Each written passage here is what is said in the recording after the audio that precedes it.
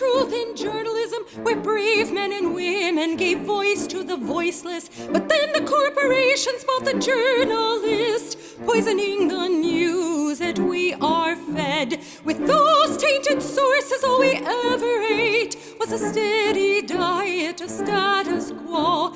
This hijacked narrative hid the truth of mass suffering, injustice, and corruption throughout our land. Status quo, status quo, status quo, status quo. To expose this shift to oligarchy came a band of honest journalists. They left the studio and hit the streets to give the microphone back to the people. From sea to sea, the people were empowered to share their truth. Their voices no longer stifled, reclaimed their power. Join the media revolution now.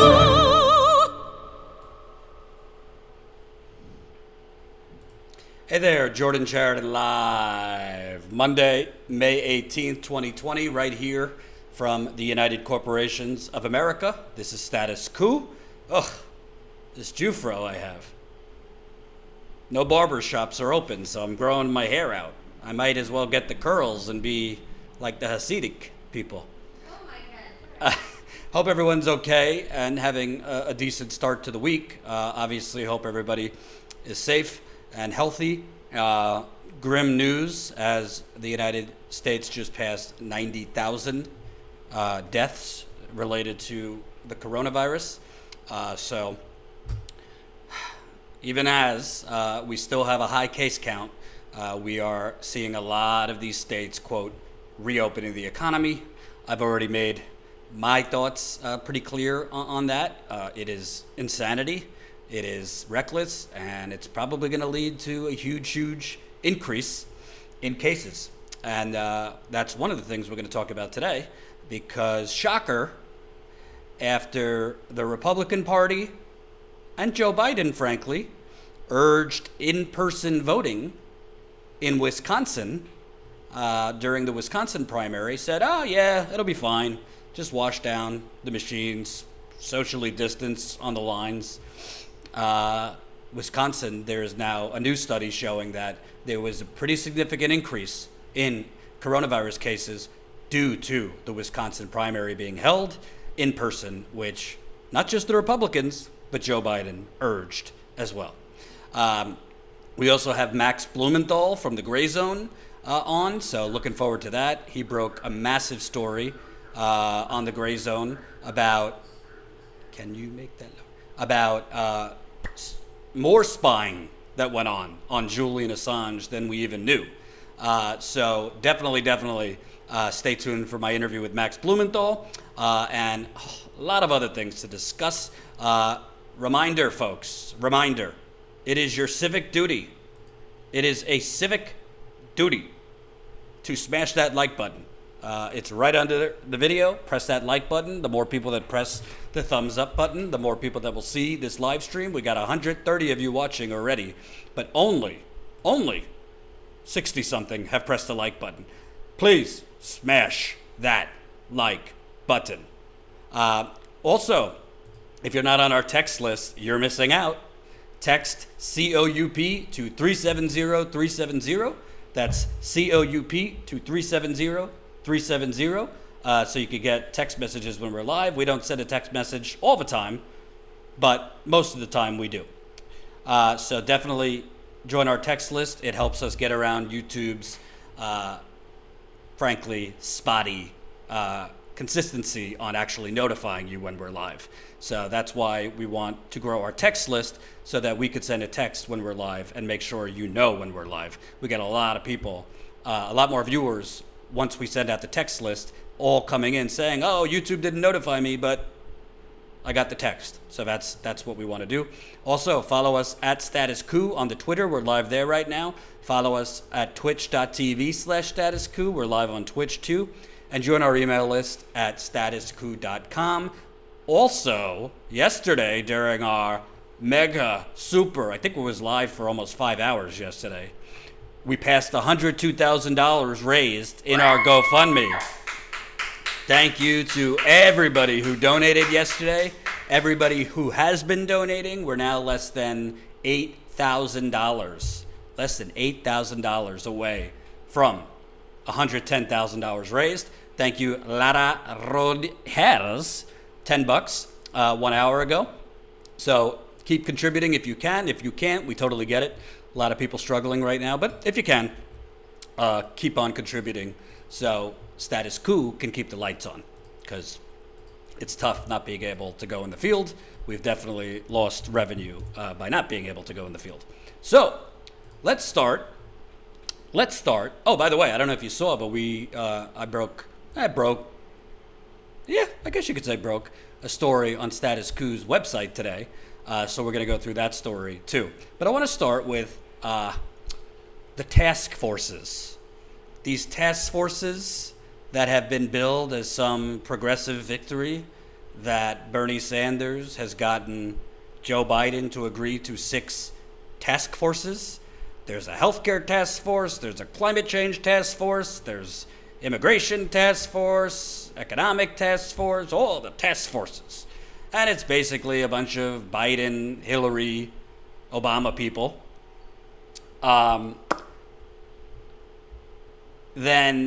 And a few progressives on the task forces. Well, you would think with nearly 40 million people filing for unemployment, with estimates right now, nearly 30 million people who have lost their employer-sponsored health insurance. By the way, this is a super chat too, so you could leave in the super chat or GoFundMe. You would think they don't really need a task force for ideas, right? Like, can't you just use the ideas that we already have? You know, Medicare for all, Green New Deal, these kind of things to meet the current crisis, to meet the moment. So it's kind of strange to me, in the first place, that we need a task force. I said it's a BS nonsense thing in the first place. Bernie should have not endorsed Biden when he did, and he should have got a hell of a lot more than task forces for it. But unsurprisingly, you want to know what Joe Biden's mega Wall Street donors think about these task forces? You know how seriously they take these task forces? They are collectively laughing at us. Joe Biden's donors are laughing at the thought of task forces with progressives and Biden's people. This from Bloomberg today. Wall Street veteran Charles Meyer got a surprise Wednesday in his Park Avenue office, because they're all on Park Avenue. The longtime Democratic donor and former vice chairman at investment bank Evercore was sitting near photos of Barack Obama, Bill Clinton, and Margaret Thatcher when he read the names on Joe Biden's new economic policy task force. None of his financial industry friends were there. Myers saw 1 congressman, 2 labor leaders, and 5 economists from academia or think tanks. Quote, I literally don't know any of them. I've never heard of them. Probably because they're progressive, and some of them are progressive and not merchants of Wall Street like yourself. Yet the banker isn't bothered. Wall Street's Democratic insiders, who have been cutting checks and winning access for decades, also translated as buying Joe Biden, the Democratic Party, Mitch McConnell, the Republican Party, and our entire government, say they have plenty of sway in Biden's orbit, despite his very public wooing of the progressive left. Some finance veterans have even begun to think about the spots they might land in Washington if Biden wins. Well, I guess that's what Biden meant by nothing fundamentally will change. Myers, a bundler for the Biden Victory Fund and chairman of Signum Global Advisors, said keeping bankers off the task force was, quote, a very tactical and very smart move. Quote, but it doesn't mean that in the end, the selection of cabinet members will be determined by these people. These people. These little peasants from Bernie Sanders' wing of the party. Bernie dropped out and he thinks he's actually gonna make policy proposals that we, the donors, will allow? That's my imitation of these Wall Street donors. They are laughing at the thought of progressives actually influencing anything. And by the way, we got 200 people watching already. Only 106 of you have pressed that like button. Oh, excuse me, 120 have pressed that like button. I need another 100 of you or so. Please press that thumbs up button. The more people that press the like button, the more people that will see this very live stream. Also, it's a super chat if you're feeling super, and a GoFundMe. Jen's not here right now, so I'll drop the links in. This is why, although I'm not going far enough for some people, some people are very triggered if you don't call Bernie a sellout, which I will not do, and I don't care. I'm not going to play to clicks and subscribers. So if me not calling Bernie a sellout, a fraud, and a coward triggers you, that's your problem. However, I still have to criticize him here. The very thought that task forces even need to be created when you literally have an economic depression on your hands is an insult to all the people that just got laid off. Sure, we're not in power. The Democrats aren't in power in the White House or the Senate, so none of the proposals can be enacted right now because Trump and McConnell won't allow them. Thank you for the super chat. George E., $5. Jordan, sorry I called you a Bernie stan yesterday. Here's a $5 apology. Love both you and Jimmy. My view is somewhere between both of your views. George E., thank you for the $5. And just to be clear, because I think people are getting a little, reading the comments that I've read, I think people are getting it a little twisted. I'm not just calling out Jimmy, who I've told everything I'm saying publicly, I've told him privately. It's not a surprise. He and I just have a disagreement. I think you can criticize Bernie, go to town, criticize him as much as you want. I just think there's criticizing, and then there's going off the reservation and dividing the left. And I think by calling Bernie a sellout, a fraud, a coward, I just think what you're doing is dividing the left. Just because you don't agree with someone and just because you're angry at them right now doesn't mean you have to toss out everything they have done and everything they have accomplished. So that's basically what I'm getting at. And I think, listen, if people think he's a sellout and a fraud and a coward, then that's their right to think that. I just think that's short-sighted, and I think it's narrow-minded, and I've already made my point. But thank you, George E. No apology needed, but appreciate the $5. Thank you.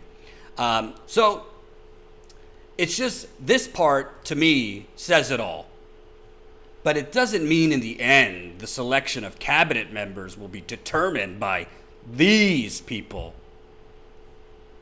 The arrogance of these Wall Street Neanderthals that run the country, as you see behind me. The arrogance. Because the Wall Street Neanderthals running the country, they know that these task forces are just for show. They know Biden is a career servant to their interests, which I'm about to show you more, because I just investigated his healthcare donors, and boy, is it a hall of fame of Neanderthals. It's my new favorite word. So it's quite telling that, AOC said, we need to be everywhere. We got to have an outside strategy, but we have to be on the inside when decisions are being made. Well, what this donor is basically telling you, Congresswoman Ocasio-Cortez, Bernie Sanders, Varshini, forget her last name, from the Sunrise Movement, Stephanie Kelton is on these task forces. What Wall Street is basically saying here is,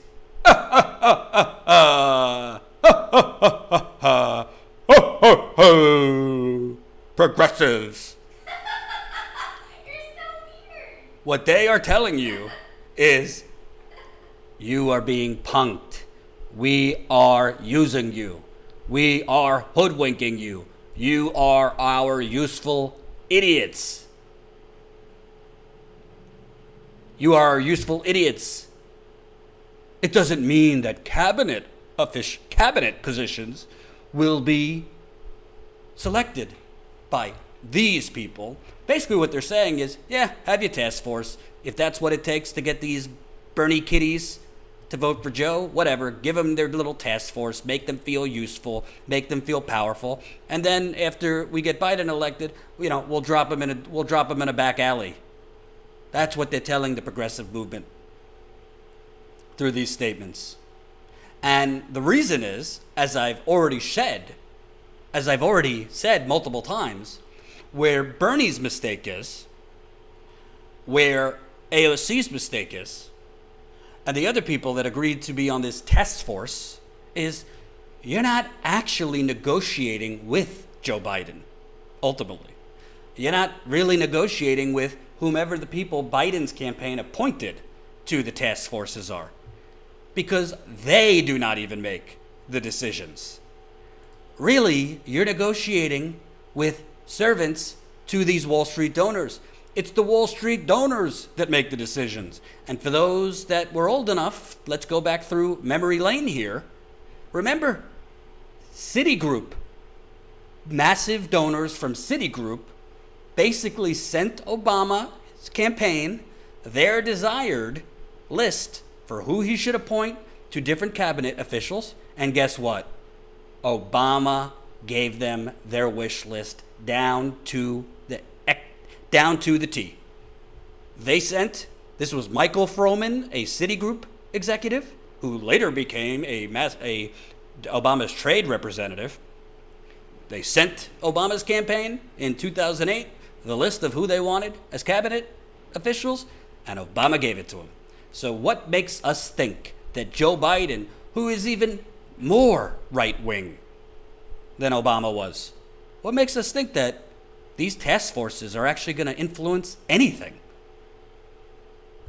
Biden isn't the one making the decisions, just like Obama didn't go after bankers for bringing down the global financial industry because they got him elected through their massive fundraising for him.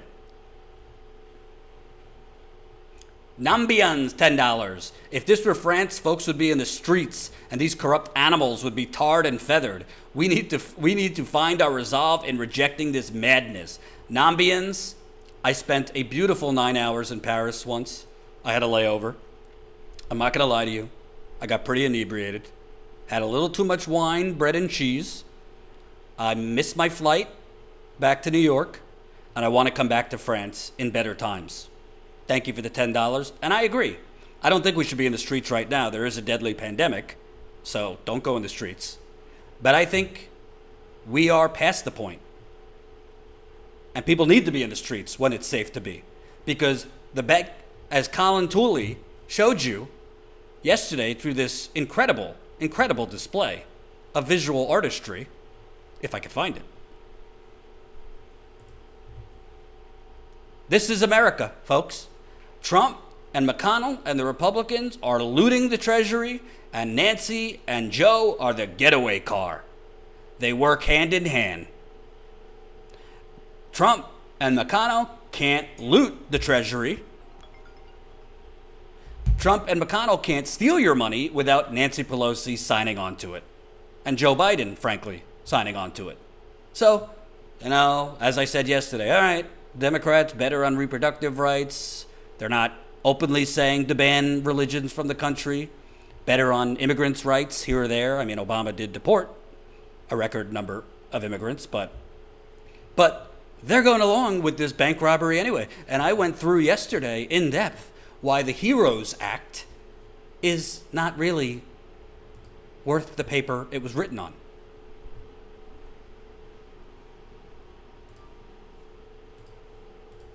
Thank you for the super chat. Swirly Swirl, $5. Do you think Jayapal will be willing to break for the Democratic Party, seeing as how her response to recent Dem activity is strong compared to other Dems? No, I don't. I think that although she voted no, I don't see anything from Pramila Jayapal that would indicate she is ready to bolt from the Democratic Party or fiercely oppose Nancy Pelosi and Chuck Schumer, unfortunately. Jason Milton, $10. What do you think about these brainwashed Long Island Trump protesters wanting to reopen while in the south of USA, many new COVID cases are rising up, while Biden and Dem have been missing in action for 5 weeks? That's a good point, and I tweeted about this because these lunatics from Long Island are from my hometown. I am ashamed. These lunatics are from my hometown. What do I think? I think they're reckless. I think they're crazy.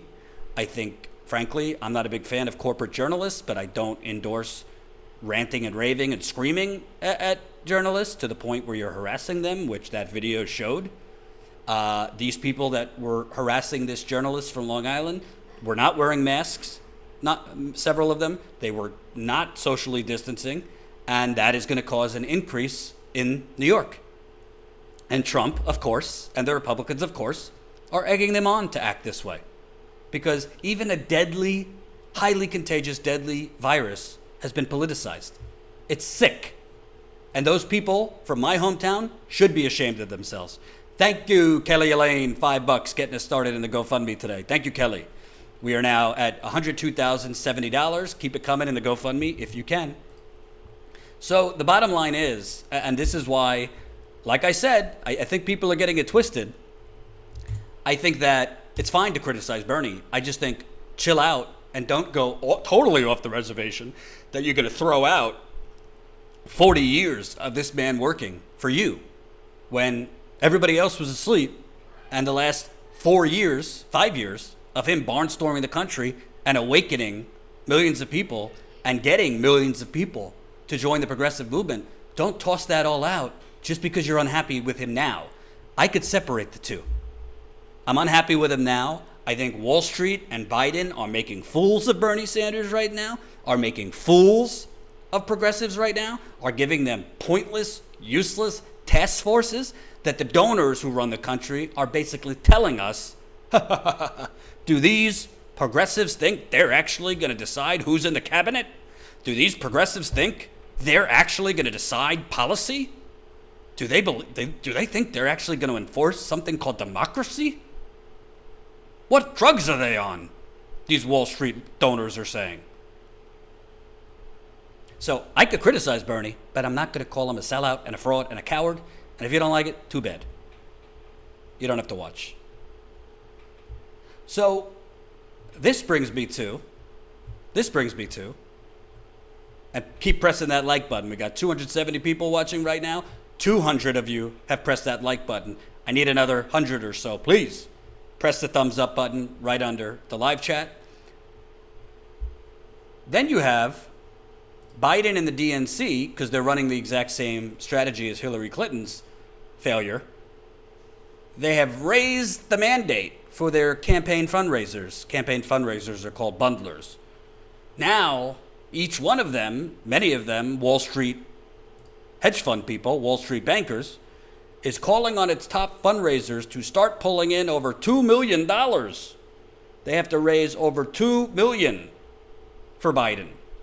Biden's team and DNC officials told fundraisers that the new tiers for raising money starts at $1 million and go up to $2.5 million.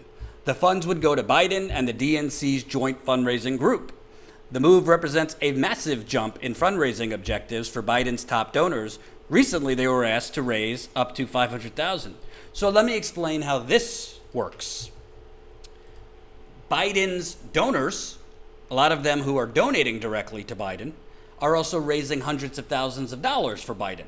And in every campaign, if the candidate wins, the candidate then thanks those donors by choosing them as ambassadors to countries those donors have never been to, by choosing their spouses for positions in the administration. It's one big corrupt auction. You raise the money for me now. If I'm Joe Biden, you raise the money for me now. You'll be taken care of. Your spouse will be taken care of. And whatever pet project you want me to give money to, we'll give money to in the administration. It's one big legalized auction.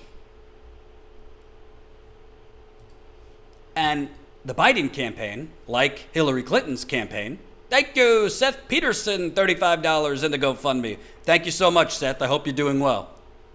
We appreciate your continued generosity. There's the GoFundMe link. When is Jordan going back on Jimmy? I've sent him a few things in the last week that I'd like to come on. He didn't take me up on it, so I think people were like, Jordan, go on Jimmy and debate. I've sent Jimmy. I have ideas to come on and stories I'm looking into. I'd love to come on. He hasn't taken me up on it, so I think people think there's like a rift here between Jimmy and I. I like Jimmy. We're friends. I just don't agree with him on everything. Which, by the way, like, that's okay in the progressive movement. You don't have to agree 24/7. I think some people think if you don't agree on everything, sell out. I think that's stupid. So, you want to know who some of these donors are that are also raising money for Joe Biden? I did a bit of a deep dive into this. We published it at the website today. If you didn't see it, here's the link to the story. Read along with me. I'm not going to read the whole thing, but I think you're going to get an idea here. Frank Friel, $20. I agree about Bernie. He made big mistakes and was naive, but he is far from a villain. I wish that we knew the lines he wouldn't cross before he started his campaign. I think that's completely fair, Frank. I think that's completely fair. You know, he has made mistakes that I criticized him for. He's making mistakes now, but it doesn't mean you have to toss him out with the bathwater. Don't toss the baby with the bathwater. Doesn't mean everything he has done should just be thrown aside and thrown away. I mean, there's something called perspective that I think people should keep. Thank you, Frank, for the $20. So here's my story that I broke today. I took a little bit of a deep dive because I was wondering, you literally have 30 million people have lost their health insurance from their employers. You know, that Pete Buttigieg said, oh, Bernie Sanders wants to rip healthcare away from Americans. They want to rip private healthcare away from the American people. People love their private healthcare. People love paying copays and deductibles and high premiums. So I looked into, why is it that Biden isn't budging at all? He won't budge at all, even during a massive pandemic, which, according to the Kaiser Family Foundation, already, almost 28 million people have lost their health insurance through their employer. When you add that with the amount of people who are already uninsured, it's 55 million people in America without health insurance, and we're the greatest country in the world. 55 million. Now, when you add in the people that have lost their wonderful, so holy private health care from their employers. And by the way, estimates say we might go up as high as 40 to 50 million losing their health insurance because of this corona economic depression.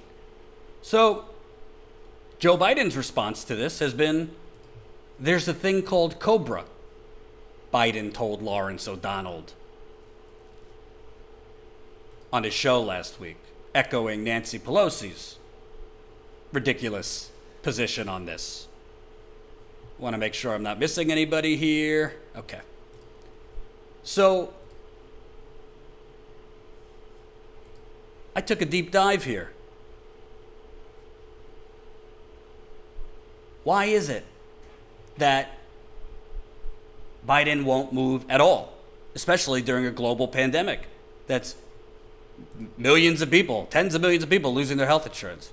Well, as whistleblower, former private healthcare executive Wendell Potter told me, I think everyone should essentially, Biden, Pelosi, and Schumer know that the healthcare special interests can plow millions of dollars into the campaigns of candidates they favor or think they can influence. Because we have no real constraints on that spending, the special interests, as always, are contributing to candidates in both parties, and Biden, Pelosi, and Schumer, and others who raise money for themselves and other Dems want to keep as much of it flowing to Dems as possible. Persuading politicians to believe To believe that has been an ongoing propaganda campaign that started while I was still leading public relations for Cigna. One of the reasons I quit was because I knew requiring patients to pay thousands of dollars out of their own pockets would be good for insurance companies and their shareholders, but financially devastating for millions of Americans. That was Wendell Potter. So I looked through who are the healthcare donors giving Joe Biden massive money right now for his campaign. Well, let's start with hedge fund billionaire Jim Simons. He heads Renaissance Technologies, and he's poured in $3 million in March to pro-Biden super PAC Unite the Country. This was, by the way, that $3 million he gave in March was at the same time the corporate media and the establishment was lining up in force against Bernie Sanders. Simmons also donated the maximum amount of $2,800 to Biden's campaign committee, while his company, through their corporate PAC and individual employees, they donated $2.3 million to Biden. So between Jim Simons, who is the founder of Renaissance Technologies, given $3 million, and his company, the employees at his company, given $2.3 million, that's over $5 million bucks Joe Biden is getting from Jim Simon and Renaissance Technologies.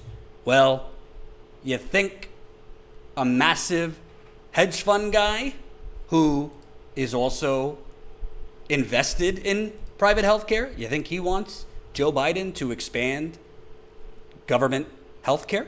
Simon's big money support for Biden comes as his hedge fund recently increased its investments in 3 big healthcare stocks, like big pharma giant Merck and Company. Needless to say, Simons and Wall Streeters like him are not flooding Biden with cash in order for government to weaken or eliminate the private healthcare industry.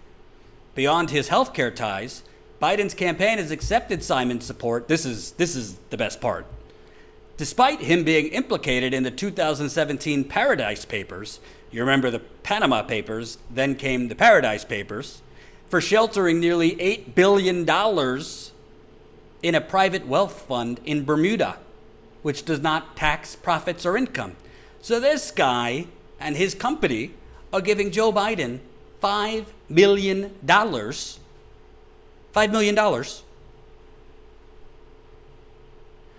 And this guy sheltered $8 billion of money so that it would not be taxed by the U.S. government, your money, in Bermuda. Was anything done about that? Were these criminals actually it's legal, so they're not criminals, but sheltering billions and billions of dollars in Bermuda and Panama and the Caribbean? Were these people reprimanded? No. Were these people prosecuted? No. You want to know what they got? They get to host massive fundraisers for Joe Biden. And they get to then, if Biden gets elected, pull the strings on the next president of the United States so that they could offshore more of our money to the Panama region, or Bermuda in this case. You just can't make this up. And by the way, just to be clear, it's not like Republicans don't have these sleazy donors either, but Joe Biden is the one pushing task forces as a gift to progressives. And we're going to take bold action. Did you see that New York Times piece that made it seem like Biden might be the next FDR? He's really seeing the moment here. He's seeing the crisis. What a joke. He's got a guy and his company giving him $5 million. And this guy has been legally allowed to basically hide $8 billion in Bermuda. There's the GoFundMe link if you want to keep contributing. Oh, but it gets better. It gets better. Simons is no stranger to Obama-Biden world. He donated $5 million to pro-Obama Priorities USA super PAC in the lead up to Obama's 2012 election. In 2014, Simons and his wife, Marilyn, donated $340,000 to the Obama Foundation, so that's Obama's private foundation, and were one of several top donors to attend a private dinner in 2015 with President Obama. Tesla CEO Elon Musk, who's now revealing himself to be a lunatic, well, I think he already was a lunatic, and former Google CEO Eric Schmidt, who New York Governor Andrew Cuomo has announced he is offshoring New York's economic recovery to Eric Schmidt. A year later, Simons donated another $330,000 to the Obama Foundation. And Obama, for all those foundations, for all that money that Obama got to the foundation, he didn't lay a damn glove on people like James Simons on Wall Street. Another healthcare heavyweight supporting Biden's campaign and super PACs is Joe Kiani. And by the way, let me make sure you have it. If you want to read along, here's the link. This was posted on our website. By the way, 315 people watching right now, but only 250 of you have pressed that like button. I need another 75 of you, please. If you have not pressed that thumbs up button, please press that thumbs up button. The more people that press the thumbs up button, the more people that will see this live stream. And feel free. Keeping it going in the super chat, the GoFundMe, we really appreciate it. Oh, got another one here. Seth Peterson, you left $35 in the GoFundMe and now $25 in the super chat. Wow. Seth, I appreciate it. The only way we will ever see any real change is when everyone demands it and is willing to fight for it. The government is only as powerful as the people allow it to be. They will continue to F with us if we let them. I completely agree. And frankly, I think when it's safe to do so, I think what's coming in America is going to make Occupy Wall Street look like peanuts. I think we are really on the verge of, call it what you want, some type of massive strike. Because I think by the end of this, however long this goes on with coronavirus, even if the illness is no longer popping up all over, the economic ramifications of that, the fact that a lot of people are not getting their jobs back and are going to be permanently unemployed, a lot of these companies that went bankrupt are not going to be able to restart, I think you're going to see tens of millions of people in the streets when it's safe. I really do. Could be wrong, but that's what I think. So, who is Joe Kiani? And by the way, I hope this isn't dry to you, but I think it's important to actually do the research, do the investigating, and name names of who is purchasing our politicians. Who is purchasing our politicians? It's people like Joe Kiani. Joe Kiani runs a massive medical technology company, Massimo. Joe Kiani has donated over $1 million to Biden's campaign and super PAC, according to the Revolving Door Project. In 2012, Kiani gave $35,800 to the Obama Victory Fund. Around the same time, he and other industry leaders were lobbying Obama's White House to repeal the 2.3% medical device sales tax that was part of Obamacare. If you remember, that was kind of controversial. A lot of healthcare companies didn't like this 2.3% tax that was part of Obamacare on medical devices, primarily medical devices in hospitals. And people like Kiani were pouring money into Biden's campaign, Obama's presidency and re-election, while they were lobbying Obama's officials to repeal that onerous 2.3% medical device sales tax. Kiani's lobbying paid off in early 2016 when the medical device tax was suspended by Obama. A year after Obama suspended the medical device sales tax, guess how much Kiani donated to the Obama Foundation.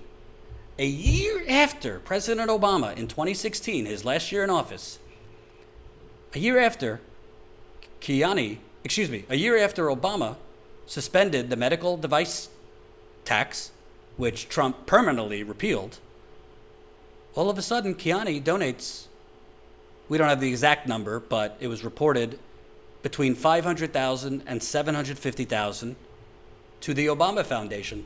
Anat, my lovely girlfriend, what do you call that in other countries when a politician does X for a donor or a, let's say, benefactor, and a year later, that benefactor in return gives them $500,000 to $750,000?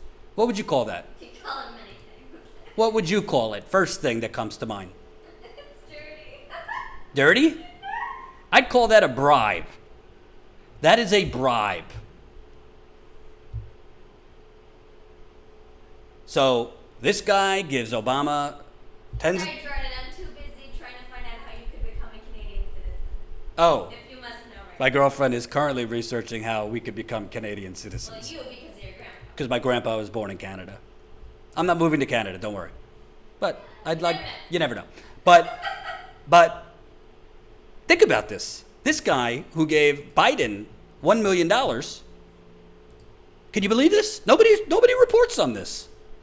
This is just open corruption. This is open, legalized bribery.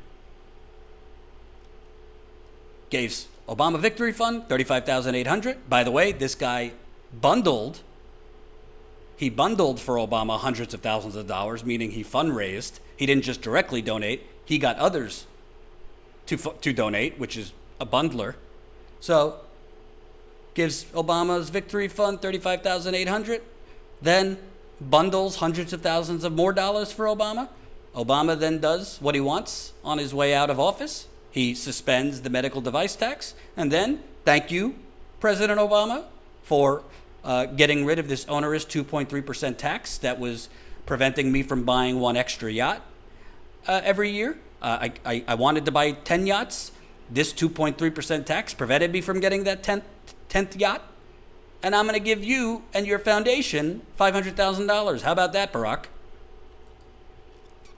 In addition to his donating over $1 million to Biden's campaign, Kiani is also one of his major bundlers. Since the Biden campaign has only released names of bundlers who have fundraised over $25,000 for the campaign, it's not clear how much Kiani has raised for Biden's campaign. Yeah, that's a new thing. They just released the name of all the people that are bundling money, but they don't say how much each is bundled. They just say, here's all the people who have bundled. We're releasing everybody who has raised more than $25,000. But judging by Kiani's history, he did bundle for Hillary Clinton in 2016, $784,000. And for Obama in 2012, $500,000. So my guess is he's raising a hell of a lot of money for middle-class Joe. So what does Kiani want from Joe Biden? What's he bribing him for? Kiani's medical technology company has spread the love to Biden. In addition to Kiani's donations and bundling, board chairman of Massimo, Craig Reynolds, donated $27,800 to Biden's campaign and super PAC. Other Massimo employees have donated a combined $88,600, according to FEC documents. The coronavirus pandemic has been great for Massimo's stock price. According to Orange County Business Journal, Massimo's stock has risen nearly 40% during these last 2 months, and recently reached an all-time high as its devices have been in heavy use at hospitals overrun by coronavirus patients. There's profit and misery, folks. The company is currently valued at around $11 billion. Shockingly, on Biden's campaign website, he doesn't list a position on whether he wants to reinstate the medical device sales tax under his healthcare section. Kiani's support for Biden is no surprise to Wendell Potter, the whistleblower I quoted earlier. Campaign contributions also flow to Democrats as well as Republicans from drug and medical device manufacturers and big hospital systems. Those companies' profits show that those contributions and lobbying expenses have a very high return on investment. The only reforms that healthcare industry supports are those that would increase the flow of taxpayer dollars into those companies. You're beginning to see a pattern here, folks. You're beginning to see why these task forces don't mean jack shit. Sorry, they don't. You're beginning to see that we basically have one party in America, the corrupt party. The Republicans are more racist than the Democrats, but they're both basically serving the same donors. Jared, $5 in the super chat. My younger brother works at as Amazon Workhouse in Seattle, and older brother lost his job. $1,200 in pennies in the area of Pennsylvania I live. Hashtag socialism. Couldn't agree more. It's a joke, the $1,200 check. A complete joke. Thank you for the $5. Jared. There's the GoFundMe link. If anybody else wants to get in on the action, we need to raise more money to keep going. So I'm going to give you a little bit more of this. Blackstone, Wall Street's private equity Goliath, biggest private equity company in the world, has significant investments in the private healthcare industry, owning everything from healthcare staffing to billing companies. Blackstone is supporting Biden.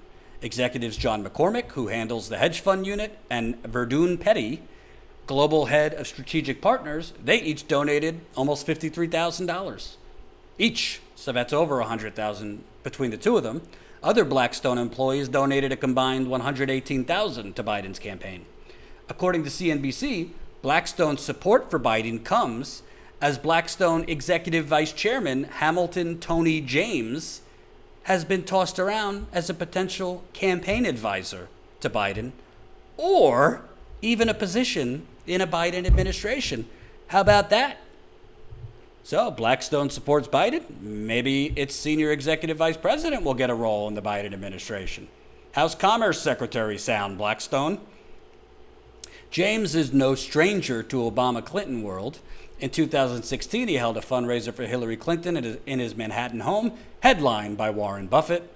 As The Intercept reported, James also poured in six-figure donations to the Democratic Party's premier think tank, Center for Phony American Progress. I added the phony.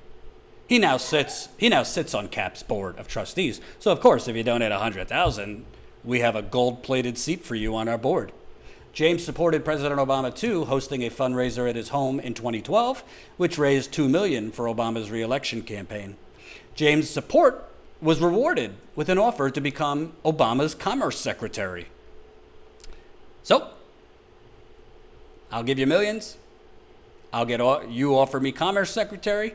Apparently, I don't know why, he reportedly turned down Obama, according to Reuters.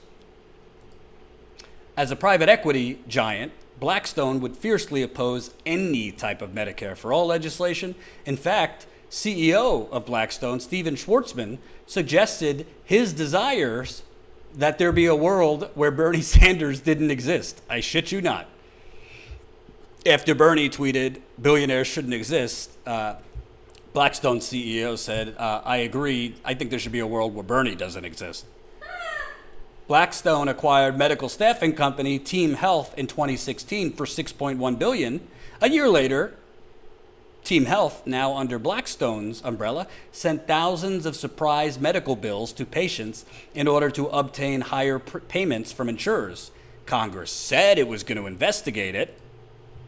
Congress said in 2019 they wanted to investigate this. Blackstone responded by waging a $20 million advertising campaign against any legislation that would threaten its healthcare companies. Earlier this year, Trump signaled legislation that would rein in surprise medical billing like that of Blackstone, but nothing has happened. Yeah. Donald Trump's going to rein in surprise medical billing. Get the fuck out of here. But it doesn't stop at Wall Street. Let's move on to your dental cavity, folks. I wish I was making this up. I wish I was making it up. Biden is going everywhere, from Wall Street to inside your mouth. Well, that sounds kind of gross. No, just dental cavities. Biden is scouring for cash. C. Mitchell Goldman, the CEO of Dental Support Organization, a DSO, Mid-Atlantic Dental Partners, donated $25,000 to Biden's campaign and super PAC, according to the Revolving Door Project. By the way, Revolving Door Project is very good. I would add them to your bookmarks with Open Secrets. I use both. DSOs are dental delivery organizations that handle office administration and finances for dentists, a service that would largely go away under a Medicare for All system, where dental insurance, like medical insurance, would be free at the point of service. According to Mr. Goldman's LinkedIn page, he was actively involved in advising several United States senators on key aspects of Obamacare in the lead up to its passage. Goldman is also nationally ranked healthcare reimbursement attorney. Again, a practice that would also largely go away if Medicare for All ever happened.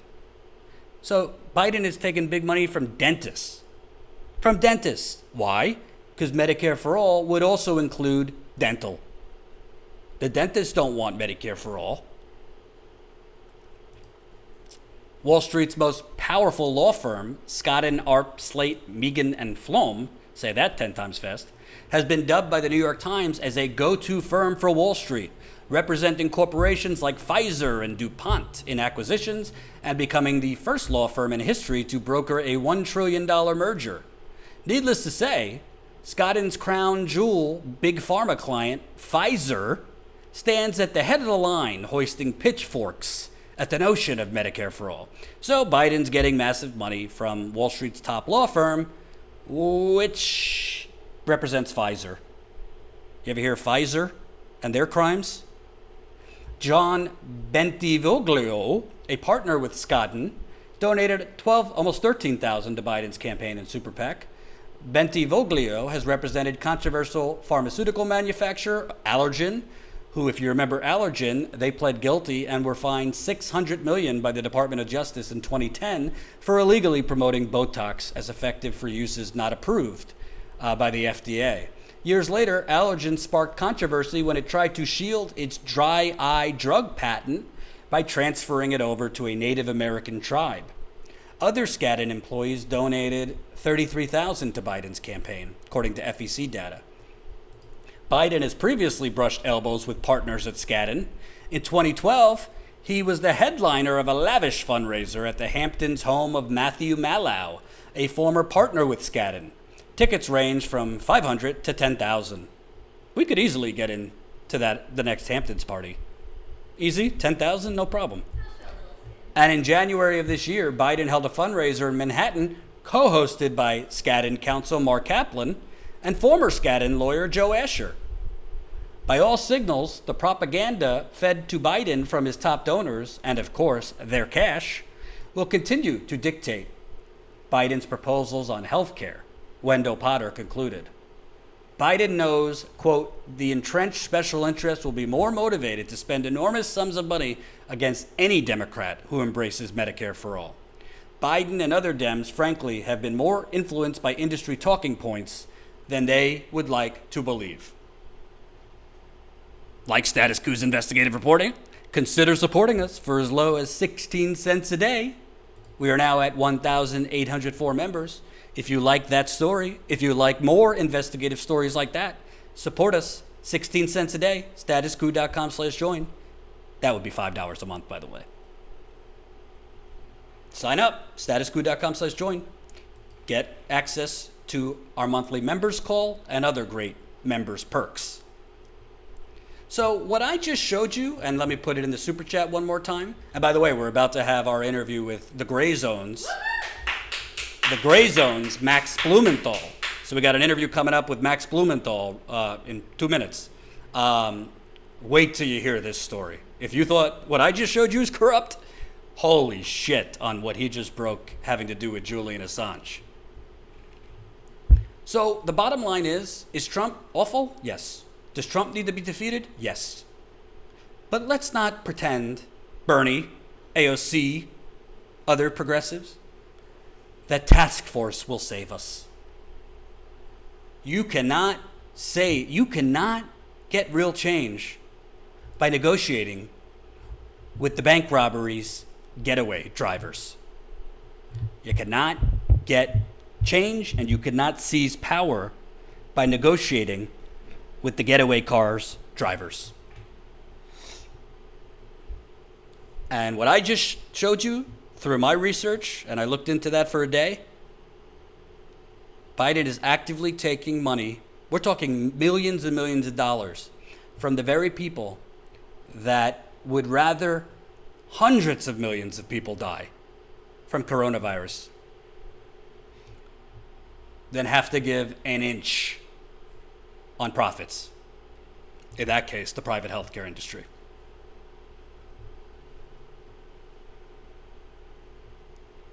With that, I segue. I spoke with the Gray Zone's Max Blumenthal earlier today.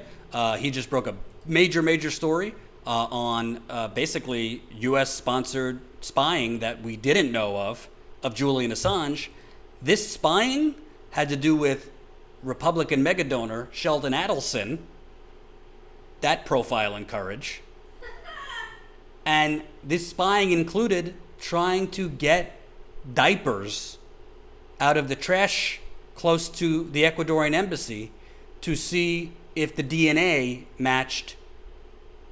showed Julian Assange had a son. It also spied on Assange's communications with his lawyers, which is a violation of attorney-client privilege. Wait till you hear this story. If you like this reporting, feel free, leave it in the super chat. Let us know if you like it. Also, keep it coming on the GoFundMe. We totally get, for those that can't donate right now, times are tough. For those that do have a couple bucks, we really appreciate it. This money that you're donating is helping Status Coup right now just keep the lights on, because we can't go in the field to do what we normally do. So definitely keep donating if you can. Here's my conversation. Oh, the screen's going to go black because I didn't get to upload. I didn't get to put it in before I went live. So give me a second. Here's my interview with the Gray Zone's Max Blumenthal.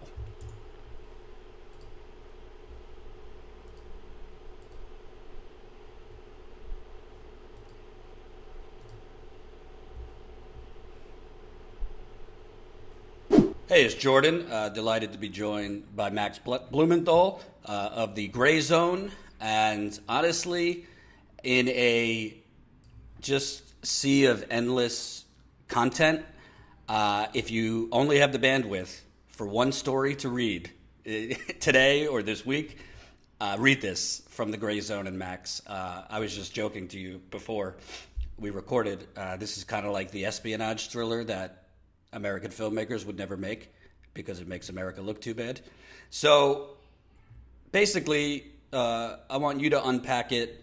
Julian Assange, as we know, still a political prisoner, has not been released even due to COVID concerns, which his lawyers wanted. His extradition hearing was bumped to later in the year. But by all intents and purposes, this is still kind of a show trial, and unless something changes, he's going to be extradited to the U.S. So you found a lot more spying than we even thought or knew was going on of Assange. Kind of a mix of the U.S. involvement and a mega Republican donor involved.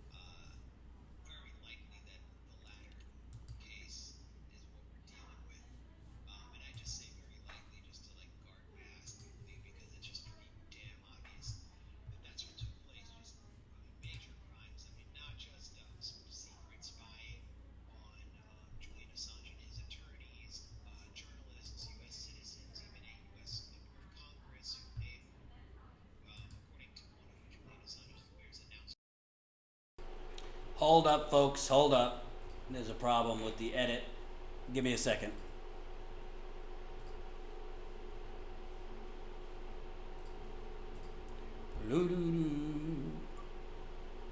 Give me 1 second.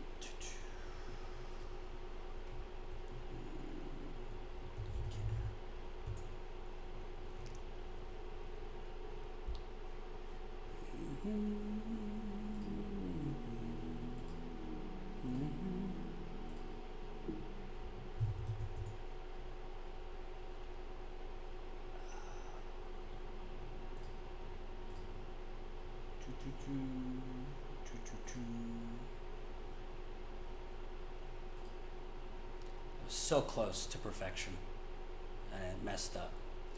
Just wait a minute or two while I re-upload this.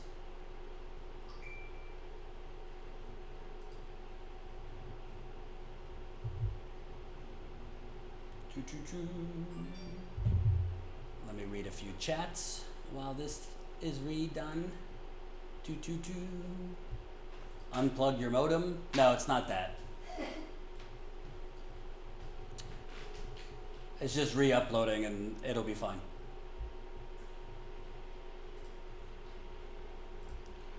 Audio messed up on the internet.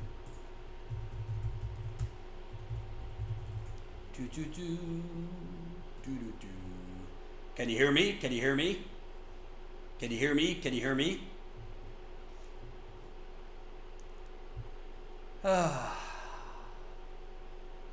Hold on.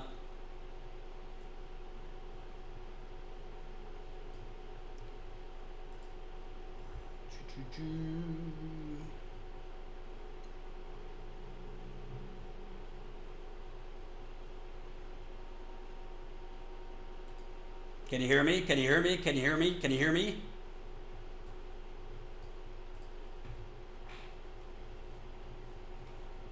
Okay, good. So let's do a little Q&A while this re-uploads. Yes, Jordan, but you're much quieter than before. Yes, but it's low volume. Oh, because I don't have the microphone. Can you hear me now? Can you hear me now? 1, 2, 1, 2. Tag team back again. Party up, party people with a day every end. Boom shakalaka. Okay, now they can hear me. So I'm re-uploading the interview with Max. Should be done in 2 minutes. Something went wrong on Max's end when my editor edited it.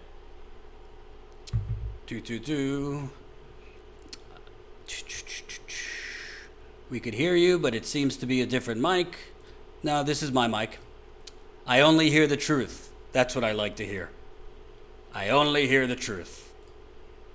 2 minutes left on this upload. How did he even get Trump elected? Do you watch MLS? Who's MLS?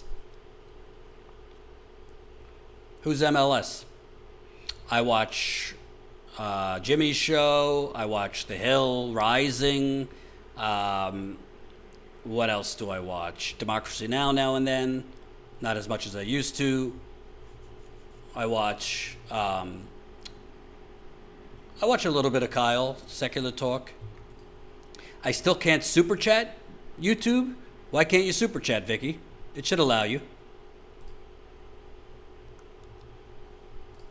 All right, 1 minute and it'll be uploaded.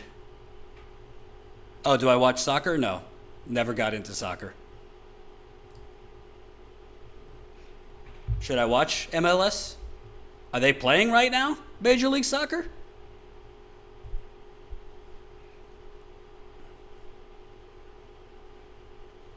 The earth is totally flat, you guys. No, it's not.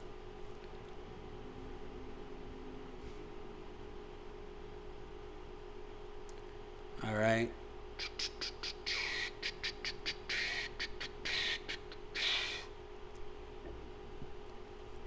Oh, I do like Lee Camp. I do watch Lee.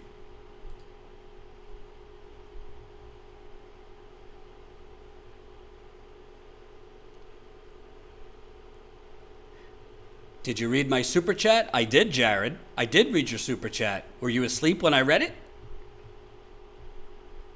Just got a new job, hoping to become a member soon as my first paycheck comes in. We can't wait. Congrats on the new job. We are now at 1,804 members, so for those that can't afford it, sign up. 16 cents a day. Makes a big difference. Makes a big, big difference. All right, let's see if this is working now. Ralph Nader Radio Hour. I love Ralph Nader. I'll tell you that much. All right, let's see if this works now. 222. Okay. Here we go. There was This ambassador stolen, abducted by all, but Assange, and certainly his extradition to the All right, here we go, folks.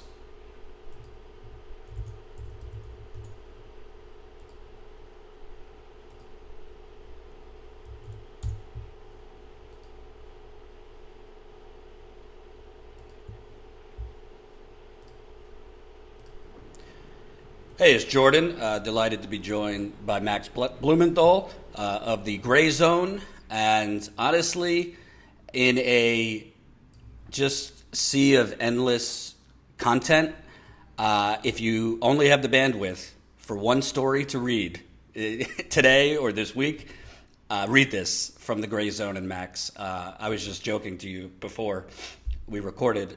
This is kind of like the espionage thriller that American filmmakers would never make because it makes America look too bad. So basically, I want you to unpack it. Julian Assange, as we know, still a political prisoner, has not been released even due to COVID concerns, which his lawyers wanted. His extradition hearing was bumped to later in the year, but by all intents and purposes, this is still kind of a show trial, and unless something changes, he's going to be extradited to the U.S. So you found a lot more spying than we even thought or knew was going on of Assange. Kind of a mix of the U.S. involvement and a mega Republican donor involved. Yeah. I mean, my story in the Gray Zone, I think, should invalidate the indictment of Julian Assange and certainly his extradition to the U.S. I mean, if there were a fair democratic legal system, if we were dealing with international law or the U.S. Constitution, what you're seeing here is gross misconduct at the least and wanton international criminality being carried out under the watch of Mike Pompeo's CIA. Very likely that the latter case is what we're dealing with. And I just say very likely just to guard my ass legally, because it's just pretty damn obvious that that's what took place. Major crimes. I mean, not just secret spying on Julian Assange and his attorneys, journalists, U.S. citizens, even a U.S. member of Congress who according to one of Julian Assange's lawyers, announced himself as an emissary of Donald Trump when he was spied on. These people had their phones opened. Pamela Anderson, the Canadian-American actress who's a friend of Assange and an advocate for him, had her Gmail account password stolen. Ecuadorian diplomats who were working at the embassy where Julian Assange was given asylum were spied on. The Ecuadorian government was the client of this small security firm called UC Global, and they were deceived, likely by the CIA, in order to install a system of cameras that spied on Julian Assange. Now, some of this has been out in Spanish language media. I mean, this is all from a Spanish high court case that I'll describe in a second. And so some of this has been reported in bits and pieces, but the role that Sheldon Adelson, the ultra-Zionist Republican mega donor, and his company, Las Vegas Sands, played as the apparent third party for the CIA, and the personnel who directed Adelson's executive security team, this element hasn't really been reported out, and the personnel haven't been named before. I got court documents, protected witness testimony from the Spanish High Court, and conducted some interviews and did research on my own to pull this piece together. And basically, the background for the trial will help your viewers and listeners understand the story. It basically started, first of all, with Julian Assange in 2012 taking asylum through the Ecuadorian government under the leftist president Rafael Correa at the embassy they had in London. So there was a small-time Spanish security firm run by a former Spanish Special Forces officer named David Morales that had the contract to first guard Correa's children, and then got the contract to guard the embassy just because they were based in the EU. It was tough for Ecuador and its Senain security services to get visas into London and go back and forth. So they just gave this guy the contract, and the contract was on behalf of Ecuador's Senain security agency to protect Julian Assange and the diplomatic personnel because the embassy was under siege. So you have like CCTV cameras there that detect intruders. The cameras weren't there to pick up conversations and spy on Assange. But this guy Morales, he really wants to be the next Eric Prince. He wants to have this global army for hire that he can leverage into high-level political connections and be a real player. Basically turn his mercenary know-how into global elite status. So he heads off alone without any of his, employees to a security fair in Las Vegas, held at the Sands Expo, I believe, which is owned by Sheldon Adelson, in 2016. And he's approached there by someone named Zohar Lahav, who is the Israeli director of Sheldon Adelson's executive protection team. And according to protected witness testimony in this Spanish high court trial, Lahav basically folded the relationship with Morales into some kind of CIA contract. Morales returns to Spain, to southern Spain, and starts bragging to his employees, we're going to be playing in the first division now. We're going to be playing in the big leagues, because he just got this major contract. And he said, we're going to be working on the dark side. Those were his words. He's even acknowledged that he said that. Who was he working on behalf of? According to two employees and a former business partner, American intelligence. And American intelligence was using Las Vegas Sands and Sheldon Adelson to basically cover the contract so that they had plausible deniability. The contract was to protect Adelson's $70 million yacht. And the funny thing is, Adelson already had a 24/7, 7-day-a-week massive security team to protect him and his family. So why did he need this additional security contractor? It became quite obvious when, in 2019, after Julian Assange was arrested, former employees and a former business partner of Morales went to Assange's legal team and said, we have been participating in this gigantic campaign of criminal spying, robberies, assassinations were proposed. We want to expose what took place because it violated our contract and our own ethics. And so Assange's legal team went to a Spanish judge who enacted a secret investigation which led to Morales's arrest. And through his arrest and company backup files, the court obtained everything from Morales's call logs to company emails, really showing exactly what they did, which I describe in my piece because I'm working with those court files and more continually coming out. And as I said, it just shows a global campaign of illegal spying and worse, very likely conducted directly under the watch of Mike Pompeo, the former CIA director, who bragged, I was a CIA director. We cheated, we lied, and we stole. And I think that was a direct reference to this campaign. And some of there's so many it seems to be crimes in there. One of them was they were spying on Assange and his lawyers' communications, so violating attorney-client privilege, which I'm not a lawyer, but I would think, like you said at the beginning, would give grounds to toss these cases, because how do you have a defense if your private, attorney-client privileged conversations are being spied on? There was also something of trying to get DNA off a diaper. I can't even believe I'm saying this, to try and see if it was Assange's son. Could you kind of go into some of those? Yeah.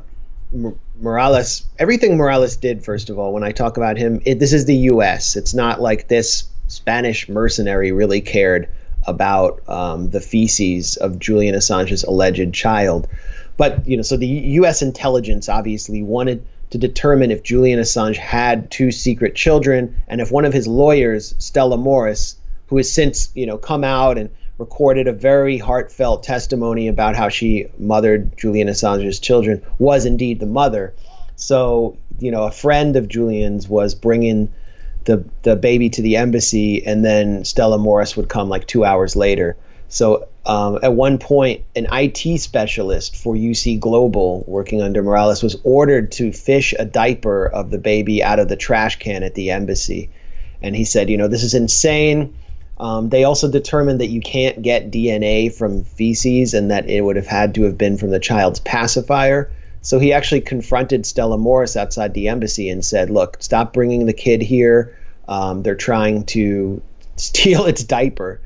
And this is just the tip of the iceberg.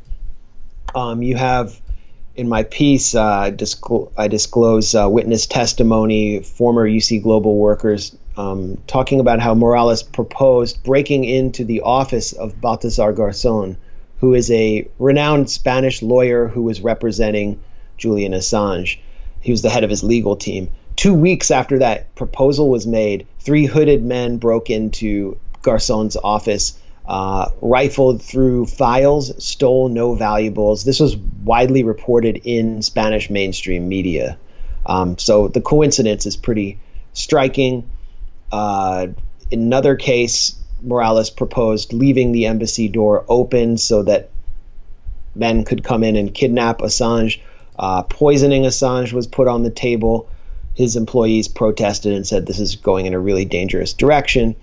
And we can go into this a little bit more, but in December 2017, as the spying was reaching its most intense point with microphones placed in cameras, a magnetic microphone placed under a fire extinguisher to listen beneath the white noise that Julian Assange was using because he knew he was being spied on.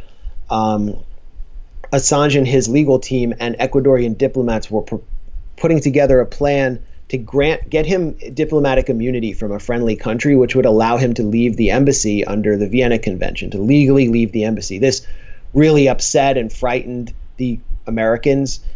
And, in addition to many measures they took to foil this, which I can describe in detail, an Ecuadorian diplomat, according to one participant in this plan, was robbed on his way back to Quito of his laptop while he was in an official government car by masked gunmen on a motorcycle. And that laptop contained all of the details of the plan.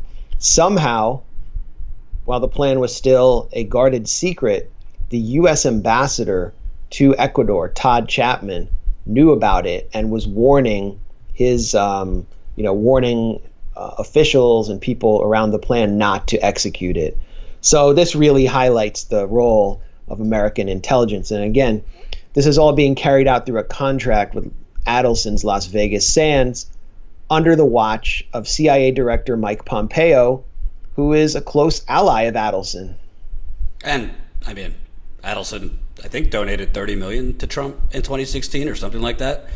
And he contributed, tons more through various other means. He paid for the moving of the U.S. embassy from Tel Aviv to Jerusalem. He flies Trump people around on his private jets. But what's Adelson's interest? His number one interest is expanding his gambling and casino empire around the world. His number two interest is Zionism, ultra-Zionism, advancing the expansionist imperatives of apartheid Israel. He doesn't really care about Julian Assange. So it seems like this was just kind of done as a favor to the Trump administration. And the whole operation really began in earnest when Trump entered the Oval Office. And I'm curious, because the indictment of Assange from Trump's DOJ, we all were under the assumption that this is all information Obama's DOJ had, and rightly didn't charge Assange with anything, but Trump, having the same information, charged him. Was there anything in terms of surveilling Assange and his lawyers' conversations that you kind of came across, that new information that Trump's administration might have gotten by surveilling them that they used to indict Julian Assange? Well, it doesn't appear that they gathered any information that was in the indictment. The indictment mostly relates to Cablegate, right, which embarrassed the Obama administration. That's when it came out. But the timing of the indictment is what's critical here, and that's what I dig into in this piece. So I was talking about December 8, 2017, when Assange's legal team was trying to get him diplomatic immunity. It looked like it was going to happen. Basically, on December 20th, Romy Vallejo, who was the head of Ecuador's Senain Security Services, visits the embassy to hash out the final stages of the plan. And when he enters the embassy, David Morales, who's the head of UC Global, the CIA asset, apparent CIA asset, orders his men to open Vallejo's phone, take his SIM numbers, basically to break into his personal mobile phone and open up all of the cameras, record the meeting. This is December 20th. December 21st is the day that federal prosecutors introduced the secret indictment of Julian Assange in a court in Virginia. So, I mean, the chronology, the timing says it all right there. Mm-hmm.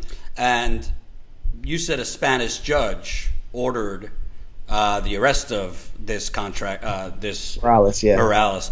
So if that's a Spanish judge, has Julian Assange's attorneys brought this to the UK judges and officials that are overseeing his extradition? Or I assume they have. And have they gotten any response on that front? Well, as far as I know, the Brits have attempted to prevent Assange from testifying in the Spanish case. And one thing I reveal in this piece towards the end, and I don't know if people have picked up on this, is that according to several witnesses in the recent hearing, extradition hearing in London of Julian Assange, where he was held in a glass box and, unable to confer with his lawyers, treated worse than Adolf Eichmann was in Jerusalem. There were several American Department of Justice officials who were seated behind the British prosecution team, and I produced photographs taken by a witness of those alleged US DOJ employees. The whole British case is basically being managed by the Americans and by the same people and same personnel with the same mentality, the spying campaign against Julian Assange. So they're trying to sabotage from the UK the Spanish case, which invalidates pretty much the entire U.S. indictment. So at the same time, the Spanish case is moving forward. David Morales is running around in the media denying that he did anything wrong. He's trying to play this case out in the media. But these are, I have court documents, emails, call logs, and one of the most significant components of the call logs are these constant calls from David Morales to Zohar Lahav, the Israeli-American the director of Sheldon Adelson's executive security team. So the U.S. is completely ambiguous about what role they played here, but they've also run a parallel campaign in the media through places like The Guardian, through completely discredited reporters like Luke Harding, to try to claim that it was actually Ecuador that was spying on Julian Assange, and they're trying to deflect the whole thing. But the Spanish case will show, through this relationship with Las Vegas Sands and the constant communication with Lahav and Morales, I think that the CIA was managing this whole thing. And another, connection I made in this piece, which for whatever reason other journalists haven't made, is that this is not the first time Adelson's Las Vegas Sands apparently served as a front for the CIA. In 2010, there was a private intelligence report, which I obtained, that was classified at the time, produced by the gambling industry in Macau, which is in Chinese territory in the People's Republic of China, where Adelson has his gigantic Sands casino. And there were, according to this report, CIA and FBI agents were coming in there and surveilling Chinese officials who were gambling there to blackmail them, basically threatening to out them for spending large amounts of their public salary, losing it at the casino, and telling them, if you don't want this information out there, you have to become an informant and inform on the Chinese government for us. A classic blackmail operation. It was revealed in 2015. The Guardian reported on it. So all you have to do is make this connection. And then another connection I made was that the head of global security for Sheldon Adelson, Brian Nagel, was the former assistant director of the U.S. Secret Services and helped put into place, until he left public life in 2008, the cyber crime units that would have been on the front lines of the U.S. effort to take down WikiLeaks when WikiLeaks came online 2 years later in 2010. And Nagel has all the capacity and ability and experience to carry out the technical side of this spying operation. One of the most interesting emails that I found were instructions that Morales was providing to his employees in perfect English that were provided to him. He doesn't speak perfect English, on how to create like a separate spying feed on the cameras so the U.S. can see what's going on the cameras, and the Ecuadorian security service doesn't know. That email was sent from the Venetian, which is Sheldon Adelson's hotel in Las Vegas. It was sent from a static IP address on December 10th at the Venetian. So he was being handed these instructions on spying on behalf of the U.S. at Adelson's hotel. Who would be capable of providing him with those instructions over his shoulder? Somebody like Brian Nagel, who used to be in the U.S. government working with the intelligence community, who he even received a CIA Medal of Distinction. So I think the relationship here is very clear, and that relationship should invalidate the indictment. Well, I mean, I think a bigger picture thing to what you've discovered here is, at the root of this, it kind of shows that there is kind of like a global cabal now between America and whoever they offshore it's spying to basically prevent any whistleblower in the future, through Assange as the symbol of this, from getting a fair trial, a fair extradition, a fair anything. I mean, we have to remember the embassy pulling him out of there was a violation of international law because he had protection through that embassy. So it seems to be what Pompeo and the Trump administration are trying to do through basically donors and offshoring to private global contractors is providing a chilling threat to whistleblowers that if you speak out, you're never going to get a fair hearing going forward, and you will suffer the fate that Julian Assange is now suffering. Yeah, that's an excellent point. I mean, I pointed to Mike Pompeo's first address as CIA director, the most paranoid, resentful speech ever given by a CIA director, which was completely directed at WikiLeaks and Julian Assange himself. And Pompeo lays out this campaign of long-term countermeasures against WikiLeaks, which, pretty much highlights or foreshadowed the campaign that was to come that I describe in my piece. One of the most chilling lines in Pompeo's speech is that WikiLeaks can no longer use free speech as a defense.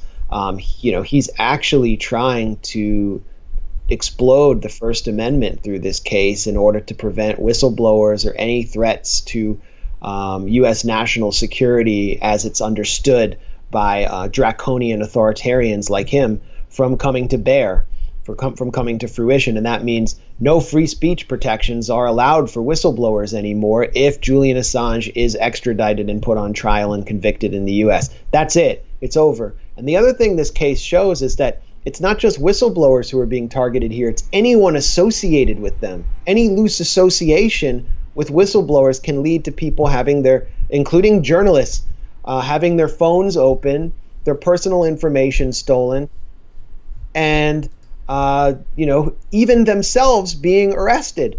And that's why I pointed to the case of Ola Bini, who, if you're watching this and you haven't heard of him, we have some, just search at our site, thegrayzone.com, search his name, and we have several articles about him.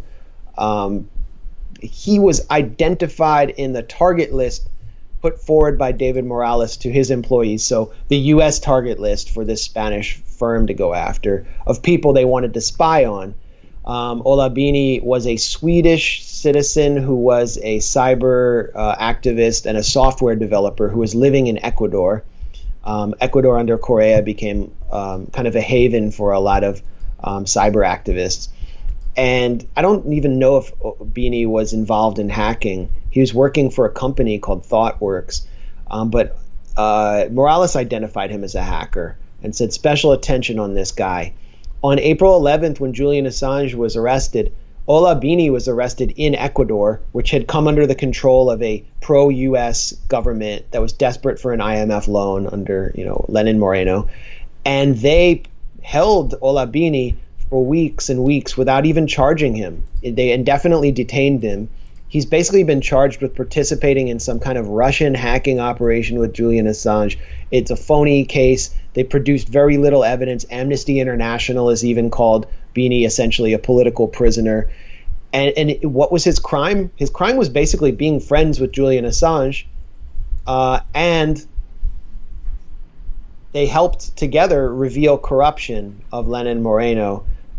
This is a separate case, but basically, again, it's a crackdown on free speech. It's a crackdown on freedom of association, and anything remotely associated with international law or the U.S. Constitution no longer applies. And so what are all the journalists howling about this week? Again, Donald Trump being mean to them. They don't give a shit about this case.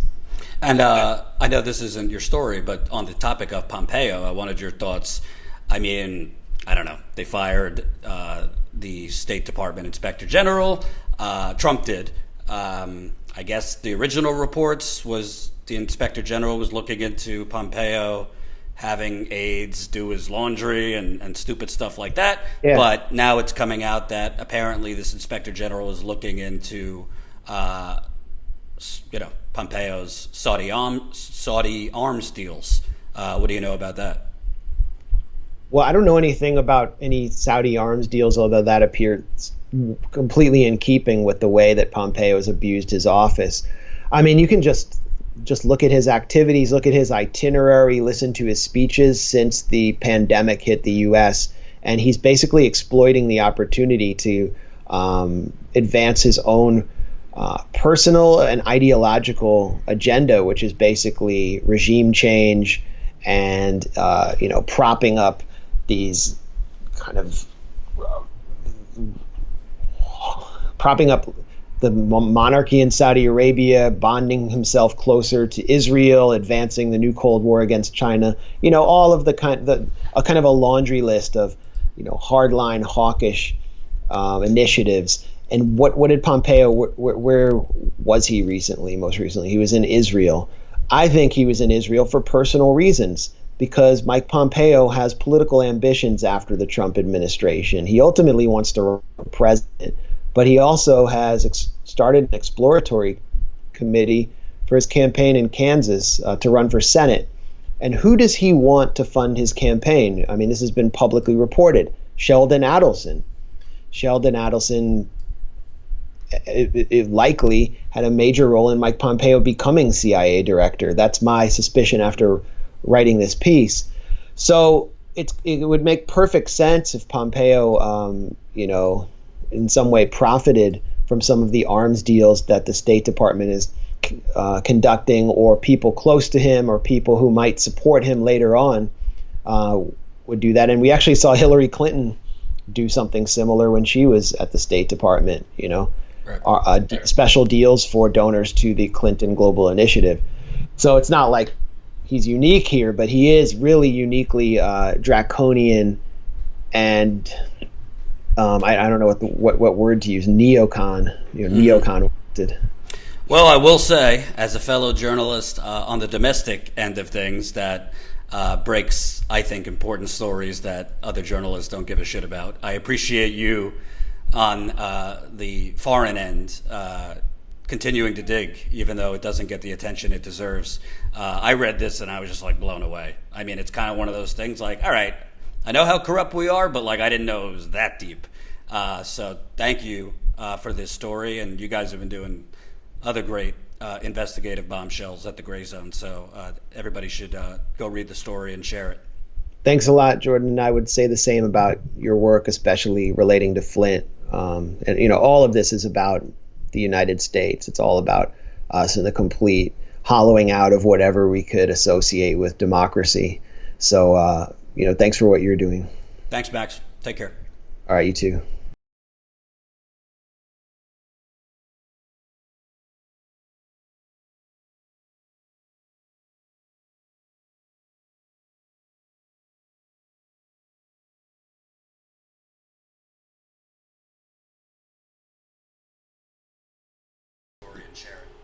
Thanks a lot. That was Max Blumenthal with The Gray Zone. I just put the link into the chat. If you want to read the story, I would definitely recommend it. It's seriously, like, movie level. I don't even think I've ever seen a movie with that level of corruption. This is happening out in the open, and it's The Gray Zone and very few others exposing it. So great work by Max. We are trying to interview as many people as possible during this pandemic, since we can't get into the field right now.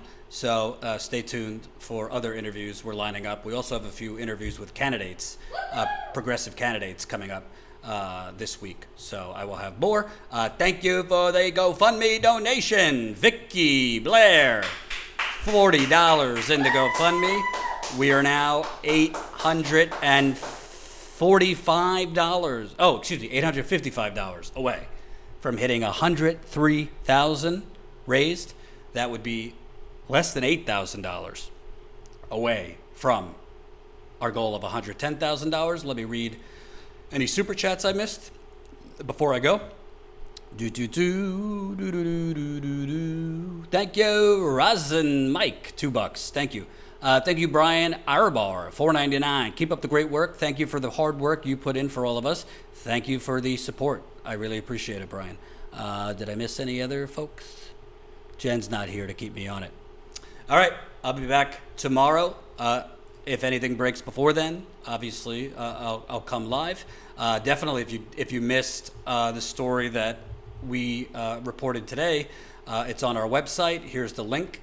Definitely go check it out at statuscoup.com, where you could also sign up as a member, hint, hint, for as low as 16 cents a day. Keep on keeping on. Sign up, statuscoup.com/join. We were over. Whoa, Nicholas, new member, Nicholas. Welcome, Nicholas! So that Nick just signed up as a member, so we're now at 1,805. Remember, we were well over 1,900 members before coronavirus occurred. Obviously, we're not complaining compared to what other people are dealing with. People losing loved ones, businesses going out. So we're doing okay comparatively. But we have lost quite a lot of members. So if you are in the position to join us as a member, this is our core business model. We do not take any money from the big banks. We do not take any money from the fossil fuckers. We do not take any money from big pharma. We do not take any money from big real estate. We do not take any money from Silicon Valley or any of the scoundrels that are donating to the big mega donors, donating to Biden, Trump, Obama, McConnell. We don't want their money. So we are growing through you, the viewers. And I think that's the right way to grow. So keep on signing up if you can. And as always, thank you for the GoFundMe contributions. Keep it coming. Obviously, for those that can't afford anything right now, can't sign up as a member, can't support us in Super Chat, GoFundMe, we get it. No problem if you can't financially support us. We appreciate you just sharing our content and supporting us however you can. Thank you for watching. Peace.